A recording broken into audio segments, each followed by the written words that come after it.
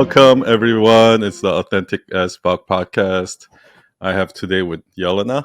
Hello. Hello. And we also have Yelena's boyfriend, Marco. Hello. Hello. Hello. So Marco's a freelance designer, correct? Correct, yes. And I wanted to get him on the podcast so that he can ask me. I've been kind of answering some of his questions about freelancing. So I wanted to get on the podcast so he can ask, I'm sure, whatever question you have about just freelancing and things like that, entrepreneurship, whatever it is, Okay. a lot of people are going to have. So this is a good opportunity for you to ask, be selfish with your questions. Ask your questions, and I'm going to try to give you, to the best of my ability, I'll try to give you some advice. So I'm here to mediate if I'm out of use in any. And Yelena, you can ask questions too if you want. Yeah. Yeah, course, I mean, yes. I talk a lot with Marco about everything that you teach because I don't practice what you teach, but I teach him what you teach us. Yes. So, yeah. You're both of you are self-employed, correct? You guys are both. Yeah, Yelena, she is, but I'm not. Also, Marco, you have like a day job? Yeah, I have the 8 to 5 job. So okay. I'm trying. And what do you do there? I do. What's your day job? My job is I'm security guard in Embassy of Sweden. Okay, here. got it. Yeah. So completely unrelated. So design is your side hustle. Yeah. Yeah, right now. Good. Perfect. Yeah, it's not a hobby. Mm-hmm. It used to be, but now it's side hustle, and I'm trying to reach some international clients. Got it. Yeah, so you want design to be your main job at some point. Yeah, exactly. Yeah, and I'm terrified about that idea, because I find it so difficult to find international clients. Wait, so finding clients is the most terrifying, or what about? Actually, finding and that conversation with clients, how to sell and don't be push too much, like too selly, or how to say, like. Okay. Like a lot of the questions answers are probably going to be related to entrepreneurship, so I think it's going to apply to both of you. Let me ask you a question. What if you have 100 people right now that want to hire you? Would you still be terrified? Okay, let's say you're talking to 100 potential clients, right? Okay. Would you still be terrified? Yes. Why? Like, you just need one client, let's say. Like 99 of them can tell you no, and you only need one. But I don't have. I don't even have that one. Like, I know, but just imagine. I understand. This is a fantasy land because what I noticed about a lot of people who has to do sales, they're worried because they don't have enough prospects. Like, if you only have one potential client, like you're gonna do everything in your power to try to, it's like do or die. I have to get this client, right?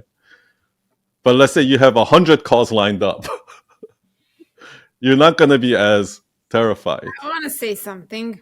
So how I see this, I think that because Mark works in Serbian, so it's his native language, and he posts content in Serbian. I hear him scheduling calls, going to meetings. Then people call him. So right now he does have clients here, and I see him confident in that area. In Serbia. Exactly. Yeah, exactly. In Serbia. Yes. In Serbia, yeah. So where I see that things are getting difficult is when he wants to spread his work somewhere where he needs to work in English.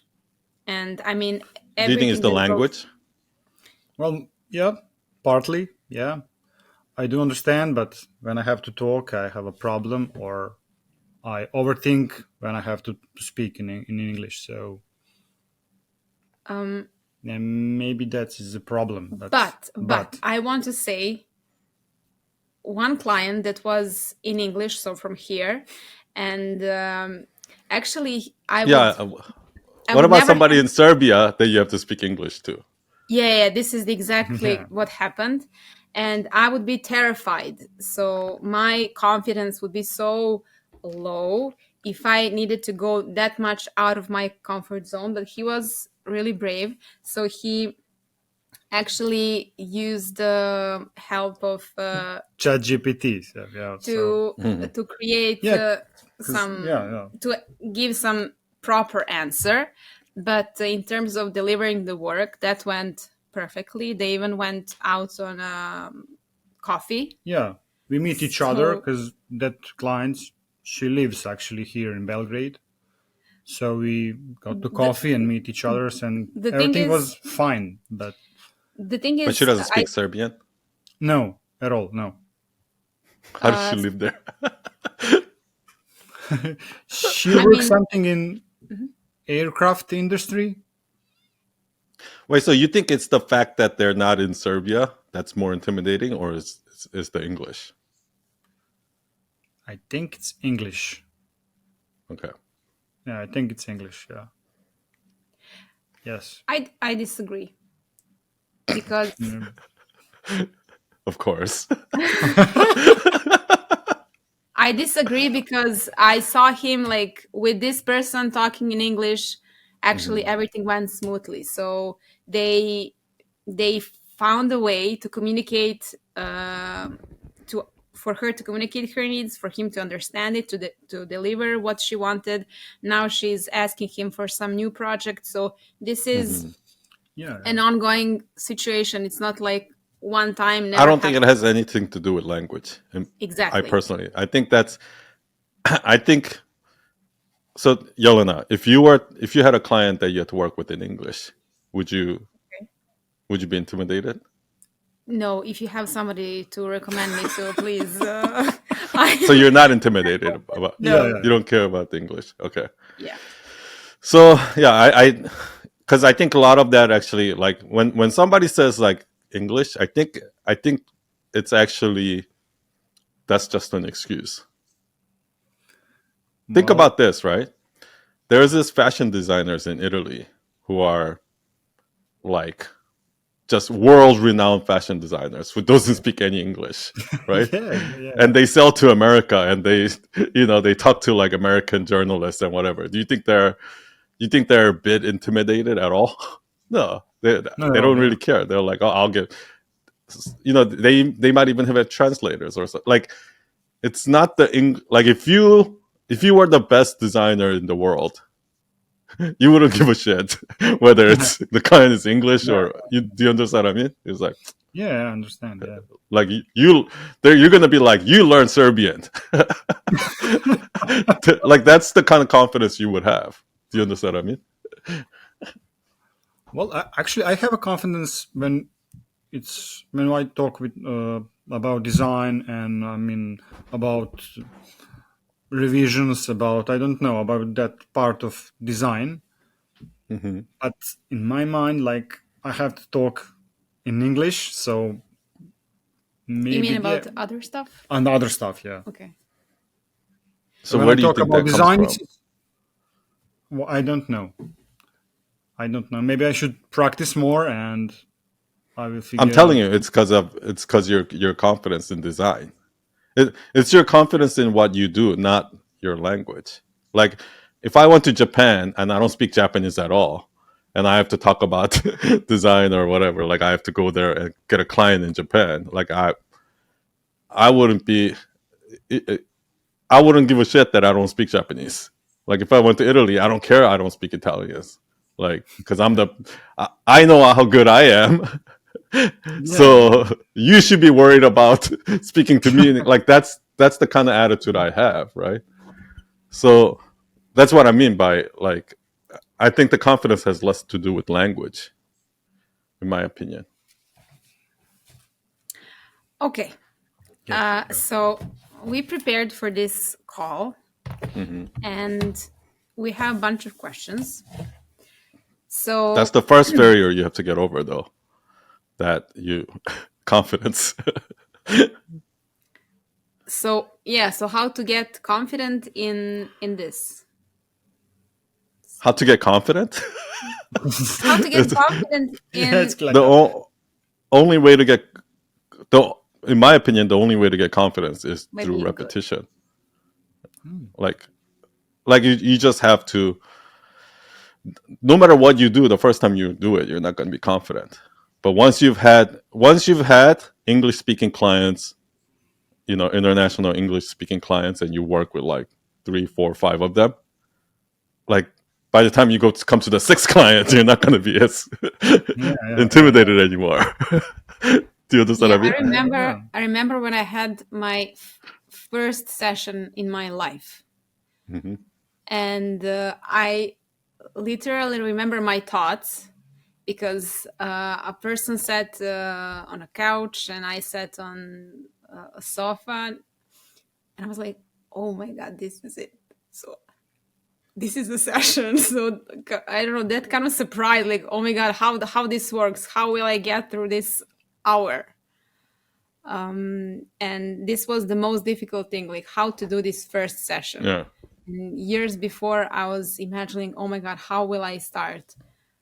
But right now, You remember what I said about every time I sit to make a carousel, I have no idea how I'm gonna get this done. I have no idea. I don't have any ideas.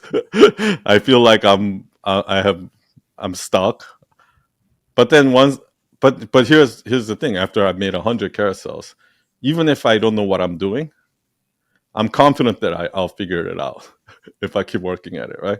Yeah. And it's the same thing. Like for me, freelancing was the same thing. My biggest worry is that a client will hire me and I start working with them. My biggest fear is like the first draft. The first time I have to send them any kind of design. Let's say we had a call and we talked about it and I designed something. And now this is the first time they're ever seeing a design that I did for them. And in my mind, I'm like, oh, are they gonna fucking hate it? like my imposter syndrome comes, and it took me a while to get over that. Like even after I started my agency, like every time I send the design, I'm like, oh, what if they hate it? Yeah. Like what if they find out I suck or whatever it is, right? It took a while to get over that. But then even now, when I send my first version of design to my clients, I still have that fear. But I'm confident because evidence has shown me from the last 200 projects I've done that every time I send that design, people always love it. Yeah. Do you understand what I mean? Yeah. Well, actually, is it good that you have that kind of fear? Like, if that fear disappeared, maybe, you wouldn't care. You wouldn't care, yeah. Yeah, I think it is kind of good. I think it's the reason why. I think it's actually the reason why my designs are good. Yeah, I know that feeling. Like when you send, I mean, always.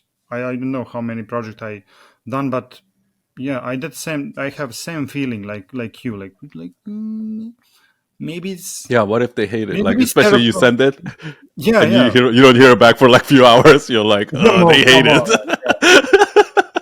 And if it's that's 2 days, I'm like, they don't like it. Like, well, I give up. That's actually happened to me, like where I don't hear that back from 2 days, and then I get a reply saying that, oh, so sorry, we were so busy, like we were doing something, but I love the design, and and I'm like, whew. Yeah. I know that. Yeah. So I have a question. It's from the list. So what if, so you talked with your client about design, you agreed on what they want, and you deliver something that actually is what they want, but when they see that, they don't like it. Has that happened before? Well, a few days ago, One person asked him, so they are agreeing on that project, but he had one doubt because there is like 3 person deciding on that are holding this company. So his fear 3 was, and this is stakeholders. what, Oh, that's terrible. yes. Yeah. No. You So never want to be in that this is- situation. we have Yeah. so I have two parts of question. One is, so this guy called him and he asked him, okay, we can start, but I have one fear. So what if, so we agreed on everything and you send this to us, and what will happen if we don't like it? So this is his fear. So one What did you question say is, to him? I'll give you a refund. No, well, actually, I said like, it's okay. It's okay that you don't like it, but I will not give up. I will do again and again and again until you Until you like it. Or Yeah. So I will not give up. so he will do revision. This is I Yeah, understand. Not it's, new logo. actually, it's second question. Like, I will do an endless number of revision. That's So, not a good idea either. Yeah, actually, as you said, like, if you give them that option of endless number of revision, they will become. If you're working with clients, here's one of the things that I found out. The bigger you get, the less of those clients you're going to have. But here's the thing, right? Like, actually, I had more clients like that when I was freelancing or when we were starting out. And the more we grew, we started getting less and less of those clients. And that a lot of that has to do with budget. Like, if somebody has $50,000 of budget for the website, that's already because our minimum is $50,000 for a website. So if somebody's spending $50,000 of a budget for a website, that already pre-qualifies the client, not just for budget, because the type of companies that they budgeted at $50,000 means they've already worked with web designers before. This is not their first website. They've already probably done 3 or 4 versions of websites before. They have experience working with agencies. They've been through the circus, so they're not ridiculous clients. They're already pretty realistic and normal clients, right? It's the ones that have like, oh, I have $500 for a website. Those are usually the worst clients because they're usually the first-time buyers. They don't know how this market works, and they're actually much more entitled than the ones that have $50,000. Okay, so number one, that's what you're gonna deal with in the beginning, and there's no way around that. What we have to do is I need to figure out in the first few weeks is if this client is crazy or not. Because if it's a crazy client, there's nothing you can do to make them happy. You're just gonna waste all your time, and at the end, they're still not gonna be happy. Do you understand what I mean? So I need to filter that out really as soon as I can, and then get them out of my way. But how do you do that? Like, how do you realize? Like, I already see some red flags. Like, if they're already asking, like, what if I don't like the design? That's already a red flag for me, because I'm like, you've seen my work. Do you like my work? You've seen my portfolio. Yeah. Do you like it? Like, there you go, right? Like, if you want, I mean, I just need to interfere. So in that manner, I would never be anyone's client because I would have this fear if I'm investing in something. Like, okay, so yeah, you're probably not a good client. Our options. The reason why you're not a good client is because you're using your hard-earned dollar. You work very hard to make every single one of those dollars, right? So if you're gonna spend $5,000 of your hard-earned money, you're gonna treat that project like it was your baby. Do you know what I mean? I don't want those clients. I want to work with marketing managers who work in a 9-to-5 job where it's not their money. It's somebody else. It's the company's money. So they have nothing to lose. They're not going to be as picky. Yeah. Do you understand what I mean? Okay. Those are the best Yeah. clients. Okay, this is like a perfect scenario. It's not a perfect scenario. Do you know how many companies there are in the world? Okay, but right now, this is quite far from our reality. Yeah. So, and I guess with every new freelance designer, this is quite far from their catch. Right I now. don't think so. I actually don't think so. I actually think if I was a freelance designer, I would go after agencies, not clients directly. Unless here's the thing, right? When you're a freelance designer or you're agency owner, there's actually two services you're providing. There's the business side, which is client management, and then there's the design, right? The actual work. Yeah. And these are and a lot of freelancers and agency people think that it's mostly design. Yeah, but and then there's but it's actually half and half, right? And some people are good at this, like Christo is good at this, the client management side, selling, managing projects, things like that. And some people are good at the design. So I think it's important for us to know who we are early on, because a lot of people try to do both. And when you try to do both, what's going to end up happening is your life is going to be miserable, because you're doing a lot of work here, and then you're also doing a lot of work here, like where you're trying to kiss clients' ass, babysit them, and make them happy, and like that, because that's kind of work in itself, right? So if I was a designer who wants to focus on design, what I would do is I wouldn't want to go directly to the end client, because when you work with the end client, the decision makers of the actual client, then half the work is this. But if I get an agency as a client, then I just have to focus on this, and they're taking care of all of this. Do you understand what I mean? Yeah. But on the other hand, I see how he actually enjoys to see his client getting this work and being satisfied. So then you should focus on this, and you should be a Christo. No, I don't want really.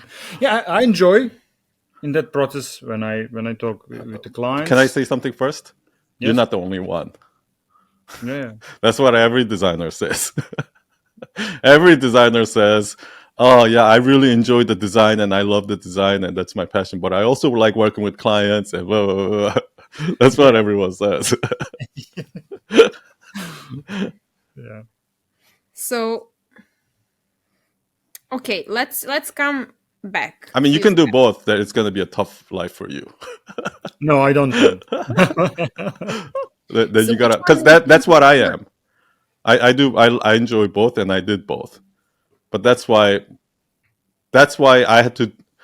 That's why it required me to work more and make less money. Like if I just pick one or the other, I would have probably worked less and make more money. Okay, so do you have an assumption for him? Yeah. Which one will he enjoy more? I don't know. I really don't know. I'm for design.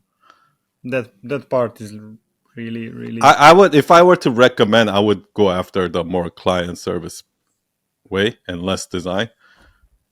I actually think that most designers are going to be out of jobs in 10 years. Really? So it's not really a bright future. You know, like it's so weird, right? Like we thought with AI and computers and things like that, we were like, oh, like the jobs, like the desk jobs, the white collar jobs are going to be more safe, and it's going to be the blue collar jobs like truck drivers that's getting replaced. But it's actually not true, because no, in the near future, not anytime soon, there's going to be an AI robot that can, go fix your refrigerator, or go in the basement and fix plumbing in your basement, or fix the roof. There's going to be no AI that's going to be able to do that in the next 10 years. But in the next 10 years, there's going to be an AI who can design for you, who can do legal work for you, who can do accounting for you. So the white collar jobs are going to get replaced way faster than the blue collar jobs. Do you understand what I mean? Yeah.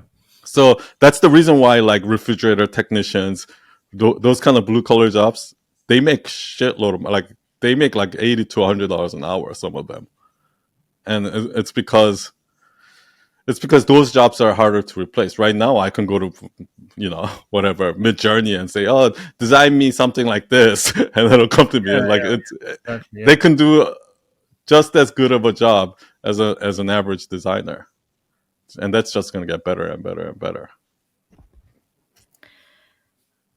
Okay. Oh. sorry to You. I actually, like, that's why I went from, in the beginning, I was heavily focused on design, and towards the end I became more about storytelling and more about, like, really understanding what the client wants, right? Because that's what most designers can't do. Like, I consider myself, and actually, like, once you go at the top of your game, most people are like that. Because I know a lot of copywriters, designers, developers, people who create stuff, right? And when I talk to people that are at, like, top of their game, usually they're less of a designer, less of an illustrator, less of a copywriter, less of a developer, and they're more like a business consultant. Yeah. Do you understand what I mean? Like, they understand how business works and what they need to do in order to help their business. Oh. Can I be a generalist now? To come back to questions. Yeah. Ask me away. So if we go back to this example, where, like, at least right now, the reality is that a person that is a client is sharing their doubts or maybe their fear, and I think it's not his. I didn't have impression from what he told me that he's, it's the red flag what is coming from him. I think it's more from the other two that are not talking to him, that are like, okay, who's this guy? Is he going to do this good? What if he doesn't? Yeah. So What do you what's your think their concern is? Like, that design is not going to look pretty? Yeah. I mean, the main concern is, like, it's not be pretty. I mean, like. yeah. Are you sure? Yeah, I'm sure. I mean, I've had clients like that too. So what I would do then is, here's what I would do. So how much do you charge for, and first of all, what are you designing for them? It's a logo design and label for a jam. Oh, that's it? Packaging. A jar. I mean, yeah. A label for a jar. Label and you've showed them your work, and they like your work? Yeah. Okay. I mean, so you're in the... This one person, I guess he shared what he found, but this one person that contacted him, he contacted him by Instagram. So on his Instagram, he has his work there. So I guess... Yeah, so what I would do is, like, so you talk to them, and like, usually, and I don't know how it'll work with logo and branding, but because we make websites, right? Like, the way I would approach it is, like, why don't I spend one day just, designing a rough mock-up for you, and if you like that, we'll continue forward. Yeah. If you don't, you just pay me this, and then we'll part ways. So that they're, like running a business is, you have to take on some risks, right? Like, that's how I would do it. Okay. Yeah. Oh, yeah. I didn't understand in his case. Yeah, I understood. Like in your case, maybe what you can do is, like, I can do an initial draft for you, and then if you like that, we can keep going. If not, yeah, exactly. I mean, what I noticed about logo design is, like, I don't know if you heard what's her name? fuck, I forgot. But she's from that. There's a Netflix show called Abstract, and she's like a graphic designer.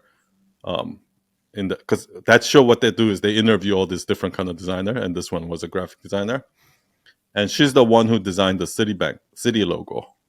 So when it was two different companies, there was a company called Citibank and Travelers. They merged and became Citi, and it's a multi-billion-dollar corporation, right?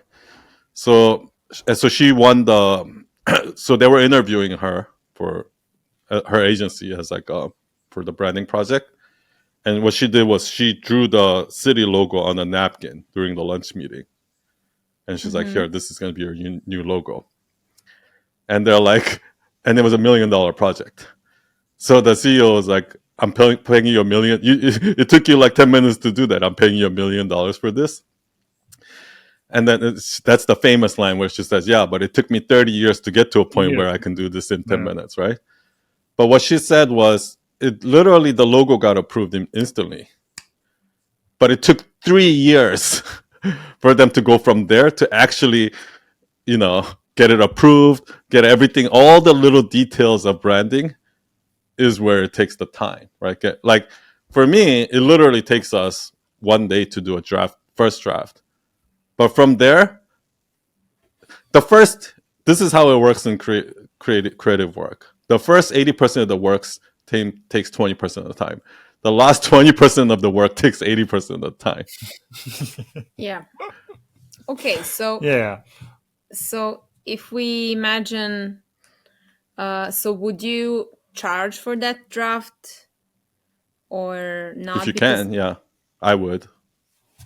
So then if the project is, let's say, $5,000, I would be like, why don't you pay me $1,000 to do the 20% of the work, so that you have some, like you have some security there, and then if you want to continue forward, you can pay me the other $4,000. So like, I don't know, in that case, like 20%. Yeah, in I'll probably advance, do. and then for that draft. Yeah. If I like breaking up projects as little as possible. If somebody comes to me with a 2-year long project, what I'll say is like, let's do the first 3 months part first, and then we'll figure it out afterwards. Nobody can play, like, you know what I mean? You want to break the project as many phases as possible. Okay, so do you charge everything like as a one payment, or you charge? No, two payments. Split? Two payments. Two The payments, first one for the draft, and then the rest of it later. Well, like for us, we wouldn't do just the draft. We would be like, oh, if you're not sure if you're not sure we're the right agency for you, fuck off, go somewhere else. I don't care. But that's also another thing. Like, you really need to get to a point where you're never worried about getting a project, and that really is a mindset. Yeah, you're actually at a good place right now. If I were you, what I would do is like, I wouldn't even try to make money from my side hustle, at least for the next year. What I would do is, for the next year, I would try to build my business so that the year after that I can make money. Do you understand? Because you have a job already. Yeah. Do you understand what I mean? So, okay, this is confusing even more. Why? Let me write it down. So just to ask you this. So you had three things. So one is that right now your clients are paying you everything, like total, in advance. What I'm saying is, right now I wouldn't do the thing where, like, test us out. So we'll just do one draft, and then if you like it, we'll move. Like, I wouldn't do that. Like, if you're hiring us for the whole project, like the whole website, right? So, but if the website is a big website that's gonna take like a year to make, then what I'll do is like, let's break it into phases. Oh, okay. Yeah. So let's say they're building a website that requires a sales page, and it requires like some back end where people log in and do these things, and so it has multiple parts to that project. What I would say to them is like, let us just do the sales page first, and that's going to take us 3 months or what, or the public facing website first, and that's going to cost you $50,000 and 3 months, and then after that we'll plan out the phase 2 of the website. That's what I would say, right? But from that $50,000 project, they would have to pay us $25,000 to start the project, and then once we're done, they'll pay the other $25,000. Okay. That's the payment structure. Yeah. Okay. So one thing. I mean, if you, for example, create a logo, so you have this like first phase, you agreed on everything, you're creating logo, and then it's finished. So the moment your logo is finished, you need to send it out. Do you firstly get the money and then send it, or send it? You don't even. You shouldn't even start the work until you get the money. If it's like the whole full. No. Half the deposit. No, for deposit, I'm not asking for deposit. Deposit is like done. Oh, you already got the deposit. Okay. Yes. Yeah. No. Like they have to approve the design. They have to approve the design and say, okay, this is. You need like a completion of the project, right? They have to sign off on it. Right. So they get files. They see that. Can they use them? You mean after the first draft? No. So we did the first draft. I paid you a deposit. You continued to work on this. You finished the logo. We talked here and there, but we finished and they approved the design, and they're happy with it. But you send like files that are not usable. They're not vector files. Yeah, you will not send the vector files, or they're just an image. Oh, okay, yeah. JPEG. Yeah. So no, you give them the deliverable. Yeah. You'll send them the deliverable, and then they'll pay you.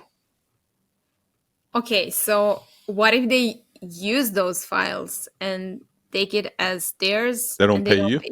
Yes. Well, that means they're a shitty client. That means you didn't qualify them properly. Like, that's one of those crazy clients. See, the thing is, like, that's what I mean. There's a lot of shitty clients out there, but for some reason, like, I've never had to deal with them. I mean, for most of my career, and I think it comes down to the budget. If you work with, that's what I mean. If you work with mom and pop shops, like a solopreneur business, most of them are going to be shitty clients. Yeah. Do you know what I mean? That's why I don't recommend working with them. Like, if you have to work with them in the beginning just to build up your portfolio, do that. But you're not doing that for money. That's why I said what I would do is for the next year, I'm building my portfolio and I'm building reputation. I'm not really. Okay, so this is. I don't like your advice. Why? Because it kind of sends a message like just don't work that way and find another way to work different way, and that's it. So because the question is, if this is the reality, what to do now? No, it sounds like you're the one who doesn't want to face the reality. The reality is that most of those clients are shitty. So what I'm recommending is go after better clients. Okay, but let's say that right now he has maybe 3 ongoing projects with this category of shitty clients. I mean, so finish them and build your portfolio. Yeah, okay. But then after those 3 shitty clients, go reach out to agency. There are 100,000 agencies out there. Reach out to agencies, right? Like, reach out to people like, even like Christina in Night Owl Nation, right? She works with 3 different designers. So maybe build a relationship with her. Maybe she'll give you a project, right? Build a relationship with Louise. Maybe Louise will give you a project, right? Go work with other people that already have clients. Okay. So you said one. So your advice for now, for these clients, it sounds like you're like so caught up with, okay, these are the clients that I can get right now that are willing to work with me, Therefore, Exactly. like I have to figure out a way. Like, and what I'm telling is, open that up to here. Actually, here are the clients that you can work with. Yes, they're going to be harder to get, but if you, it's Okay. the difference is that there's only like you only need a handful of clients. It's not like you need it's not like you need 10,000 clients, right? It's kind of like real estate game, right? Like if you're a real estate agent, you just need one customer. So and if you reach out to 10,000 people, you're gonna find that one customer. It's a numbers game. So instead of saying, "Oh, I could never get clients like that from an agency," instead of saying that, reach out to 10,000 of those agencies, and you'll get clients. I guarantee you. Why is that so hard to grasp? I mean, I understand you. I see that you actually have even better. I mean, you know how they say, I mean, this is expression in Serbia. I don't know if there is, so I'll just translate it. It's better to have a sparrow in your hand than a pigeon on a tree. So, But do you think that? So I think so what you're now talking we have a about, like sparrow. a bird in hand, is better than two in the bush. That's the American version of Yeah. the saying. Okay. Yeah. Yeah. But what I'm trying to say is, do you really think that's an accurate analogy for this situation? Well, you know, Because you can Yeah. do both. You can keep the bird in your hand. I'm not And telling you to leave. get rid of those clients, yeah. and you can also reach out to those people. Like, why can't you do both? So I don't have any experience in this area. I just have experience from what I see. So I'm seeing his improvement, and actually, when he put his energy in creating posts and being in contact, so practicing communication with clients, with possible clients, with present clients. So I see how he's developing as a designer and as a business, as a freelancer. So I don't think this is maybe small if we see broad picture, but I see that quite, How quite a many huge clients have you worked with impression. so far? So far, I don't know a lot. And No, how do you maybe get your clients currently? trivial running ads like Instagram. Also, they're all strangers, No, I mean, like they're all from Serbia. So, and they're like, are they being referred to you by someone? but yeah, well, half of them, but actually, the mostly they are coming from running an ads on Instagram. So I haven't never tried to send, I don't know, to emails or No, referrals meaning like somebody introduced you to, like an yeah. existing client introduces you Well, to. well, maybe in a few times, nothing. No, so maybe well, I don't know. 10 new clients come from recommendation. Got it. Okay. I mean, that's how you want all your clients to come from referrals. Eventually, that's Yeah. the goal. Do you know what I mean? But I mean, it's like there has to be like maybe you need to build up your portfolio a little bit, and because there has to be a progression, right? Like Okay. if your first project you did it for $500, then your next project has to be like $1,000, right? And then the next project has to be like $2,000, and then $5,000, and then $10,000, and then it has to move up. It can't just stay the same.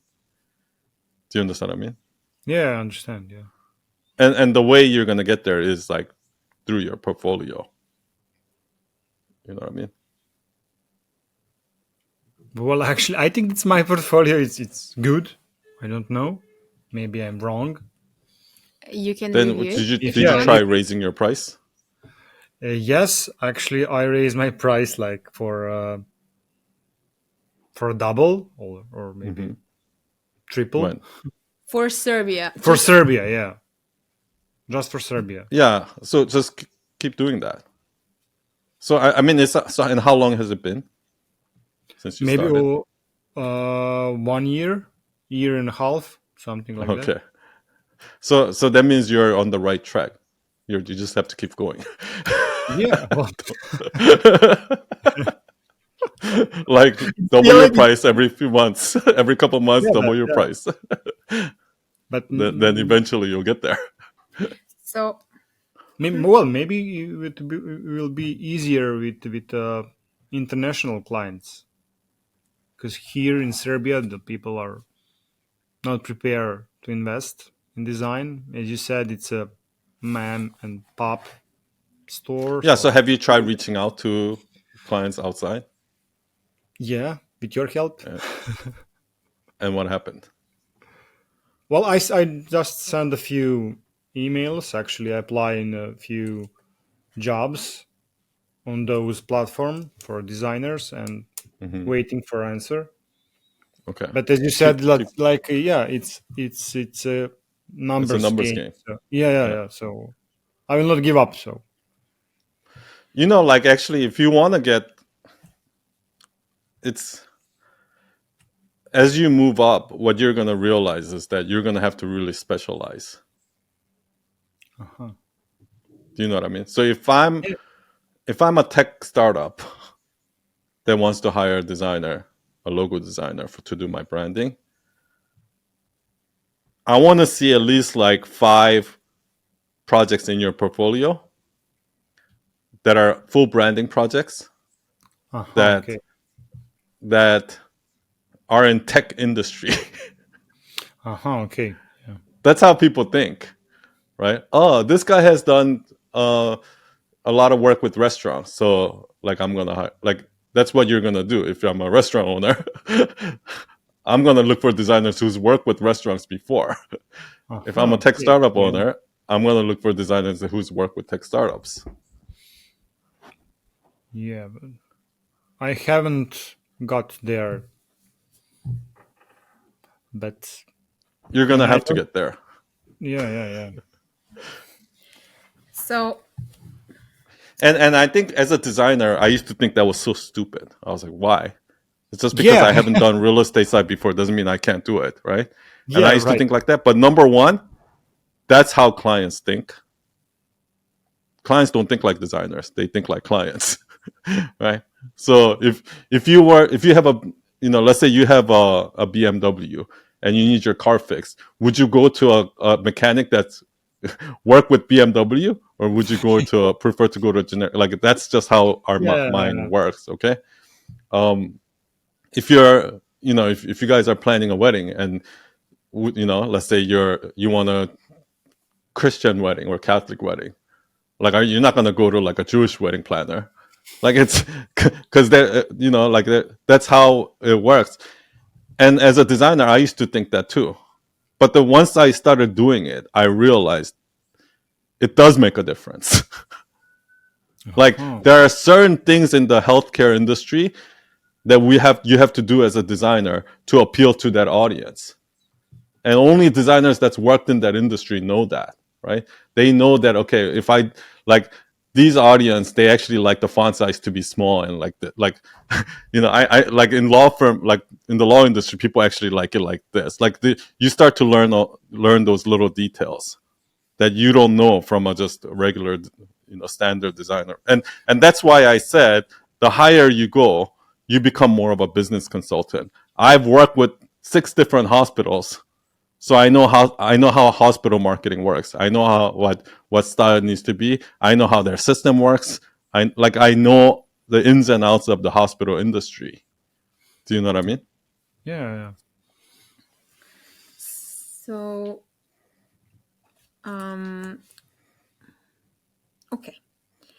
You Like said, the reason why it's actually a good sign when you ask somebody a question and they give you answers that you don't like. Yeah, You, exactly. I you don't don't want like. them to give you answers you like. The reason why is because, well, you've been doing the stuff you like. It's obviously not working. So when somebody gives you an answer that you don't like, it means it's a good answer because you don't like it. Therefore, other designers don't like it either. Therefore, they're not doing it. That's why if you do it, it's gonna work. Yeah, yeah, yeah. It's logical. It's logical, but actually, the most of designer they doesn't. Yeah.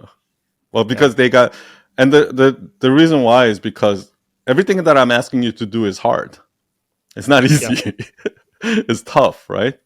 And the reason why people go into design is because they want to do what they like, not because they want to do tough work. Nobody goes into design because they want to do tough work, yeah, yeah, right? So therefore, like every designer is like, oh, but I want to do this. No, no, but I don't want to do that. I want to do this. Like that's what happens. But you people are mentioned not one. like that when you like when like your day job, right? Like if you want to be a security, if you want to go into security job, people are not going into security job and like, oh no, but I want to do this. No, I don't want to do that kind of security. I want to do this. They're not like that. It's just a job. They're doing it because it yeah, pays bills, and that's how almost you have to think of it. There's gonna be. I always say this, right? I hate 80% of my jobs. I only love 20% of my job, but I have to do the 80% so that I can do the 20%. Like when I go into work, I hate dealing with these clients. I hate having to be like, I don't want to do this kind of project, but I have to do it. Like I hate all of it. Like I have to do 80% of the projects I don't want to do so that I can do the 20%. And we really need to get that through our head. Like yeah. Actually, you made a post about that, so about that like 80% proposal. of the Yeah, projects we do at Night Owl, I don't even it's not on our portfolio. Nobody even knows that we did that work. Yeah, you It's only because mentioned those are famous. the yeah, yeah, yeah, yeah, yeah. because that's the boring, shitty, sucky work that we had to do to make money. That we had to do to pay for the bills. That we had to do in order to get these other projects, right? Yeah. So, I mean, you are branding yourself. If you mention Mel Mel Robbins, Robbins, Jay Shetty. you are positioning yourself that you are working with famous Yeah, people yeah, or some. Hmm. So But the ones that you see on our portfolio were the least profitable projects. Do you understand what I mean? But what happens is they bring in because mm-hmm. we also work with these like life coaches who you've never heard of that wants Okay. to do a website too, but they're rich, so they have money, right? But they're Okay. not famous like Mel Robbins, okay? And we do projects for them too. It's just that I don't put them on our portfolio, and Okay. those Okay, projects yeah, suck. So Like with that, Mel Robbins, you want to attract those that are actually yeah. not Actually, yeah, famous, that's but yeah, they with are. they're the Yeah, money. ones paying the bills. Yeah. yeah. Actually, yeah, yeah. That's how And every it, agency works. I see. Okay, let me ask you. Let's come Hmm. back a little bit on track. So you Hmm. said one thing, which is you never should look worried that you are kind of worrying if you will get the client. Yeah. So how did you come to that place where yeah, actually you know that you need that client for that Hmm. person to choose you, but you need to be like calm and like, okay, let's see what we have here, if we can work together or not, and to show that you are yeah, yeah, rational. yeah. So how did you, what You're not gonna advice like you this have? answer too. Please tell us. Yeah, Well, I don't know if I told you this, but I lost money in my first year in business, and like I, How I did you, barely made any money. So I was like that from the beginning. So, and the reason why is because it was easier for me because I wasn't doing it to make money. Do you understand what I mean? Yeah. Like, I completely separated like my day job. Like, and this is almost like if I make any money with this, it's a plus. It's a bonus. Right? Okay, I didn't understand you. So you were working for Because I'm not doing projects for money. So if somebody doesn't want to work with me, fine. I don't need the money. So, because I'm getting paid from my day job. Yeah. Oh, so you were freelancing. Yeah. In the beginning, I was freelancing, right? But I mean, it's a little bit different than you because when I really went full-time freelancing, I had enough money saved up so that I don't need to make any money for a year. So I can go an entire year without making any money. So I didn't really care about money. Do you know what I mean? Yeah. So you were never in position that you are actually desperate for a client. No. And I think that's actually the biggest mistakes people make right now is that they're trying to build a business and they're desperate for a client. Whereas in 20 years ago, like if somebody said, I'm starting a business and I have no money, people would be like, are you fucking crazy? Whereas in now, people have no money and they're starting a business. So are you kidding me? Like, you can't. I blame internet for that because you have to, you have to understand that the first year or two is going to be a period of investment, and you have to you have to commit to that. Otherwise, but I think that this is good. And when I think about myself and how I started, I was volunteering I created like free counseling for students, and I was doing workshops. So my mom was helping me, so they were sending money for me to finish my studies, and so on. So I had this kind of support so that I could do the things for free. So naturally, slowly, people started to ask me if they can come and take me as so you were probably never worried about, oh, what if I lose this client? You were probably never like that, right? And that's what you need, because if you're like that, you're going to make some dumbass decisions in your business. If you want to hear the rest of this conversation, go to sunE.co/subscribe or just click on the link in the description to get on my mailing list. It's totally free and you'll get the full episode in your inbox every week.